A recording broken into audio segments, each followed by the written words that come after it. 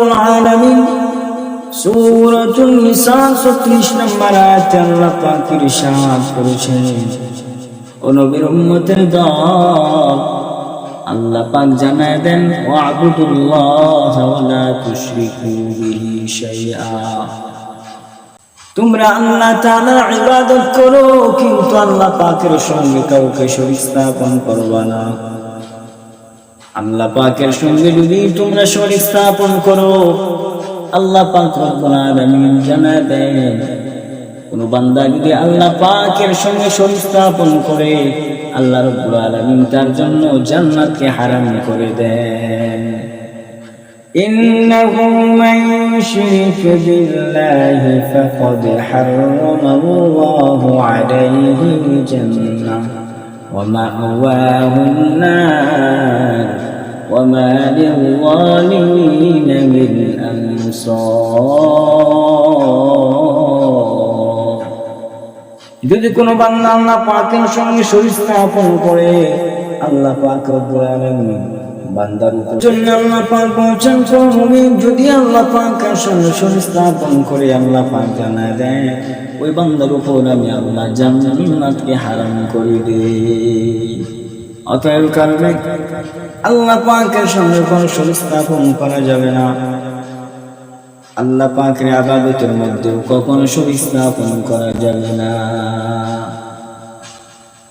আল্লাহ পাক বলেন, মান কানা ইয়ারজু লিকা রাব্বিহি ফালইআমাল আমালান সালিহা। যে ব্যক্তি আল্লাহর সঙ্গে সাক্ষাৎ করতে চায়, কিয়ামতের ময়দানে দাঁড়াতে হবে, হাসরের ময়দানে দাঁড়িয়ে হিসাব দিতে হবে, সে ব্যক্তি যেন আল্লাহর সঙ্গে কাউকে শরীক স্থাপন না করে,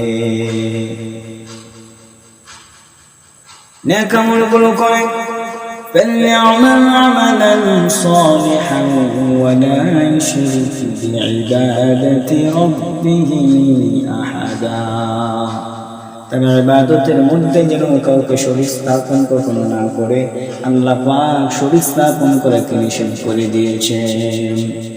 তাহলে আমরা এক নম্বরে জানলাম, আল্লাহ পাকের সঙ্গে কখনো শরীক স্থাপন করা যাবে না, ইবাদতের মধ্যে শরীক স্থাপন করা যাবে না।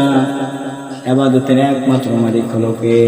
আল্লাহ পাক রব্বুল আলামিন। আল্লাহ পাক বলছেন, আলা লিল্লাহি দীনুল খালিস, তোমরা যে ইবাদত করো না কেন, এই সমস্ত খাঁটি ইবাদতগুলোর উপযুক্ত হলো আল্লাহ পাক রব্বুল আলামিন। যে ইবাদতের মধ্যে শরীক আছে, সে ইবাদত আল্লাহ পাকের জন্য নয়। খালিস নির্ভরযোগ্য, যেটা নির্ভেজাল ইবাদত, সেটা হলো একমাত্র আমার আল্লাহ তাআলার জন্য। তাহলে আল্লাহ পাক এক নম্বর বললেন, ওয়া'বুদুল্লাহ ওয়া লা তুশরিকু বিহি শাইআ,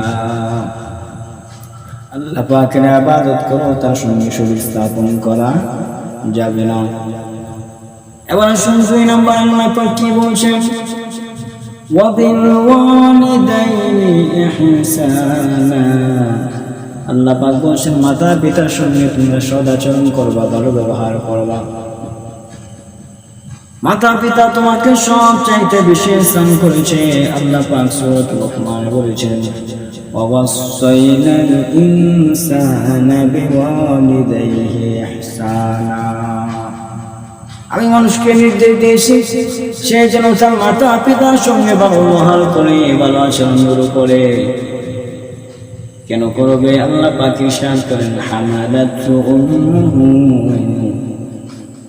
ওয়াহনান আলা ওয়াহনিন ওয়া ফিসালুহু ফি আমাইন, তোমার মা কষ্টের পর কষ্ট করে তোমাকে পেটের মধ্যে ধারণ করেছে, 10 মাস তোমাকে পেটের মধ্যে রেখেছে। শুধু তাই নয়, তোমার মা শুধু তোমাকে পেটের মধ্যে রাখে নাই, ওয়াফিসালুহু ফি আমাইন, তোমার মা তোমাকে 2 বছর পর্যন্ত দুধ পান করিয়েছে। এজন্য আল্লাহ পাক বলছেন, আনিশকুরনি ওয়া লিওয়ালিদাইনি, মা বাবার কৃতজ্ঞতা আদায় করো। একদম সাহাবী এসে বলছেন, ইয়া রাসূলুল্লাহ, ওগো নবীজি মা বাবার মধ্যে সবচাইতে বেশি হকদারকে, খেদমতের সবচাইতে বেশি হকদারকে? আল্লাহ নবীকে বলছেন তোমার মা। আবার বলছেন কে বেশি হকদার? আমার নবী আবার বলছেন তোমার মা। তারপর তৃতীয়বার এসে বলছেন তোমার বাবা।